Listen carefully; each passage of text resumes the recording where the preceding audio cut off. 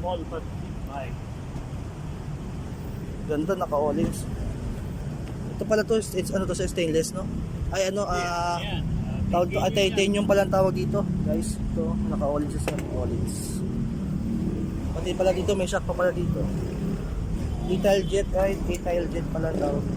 Pro arm lang yan. Naka-ano pa sa guys, Sinabi ng pro arm. zero. Oh, quality. Naka-ano?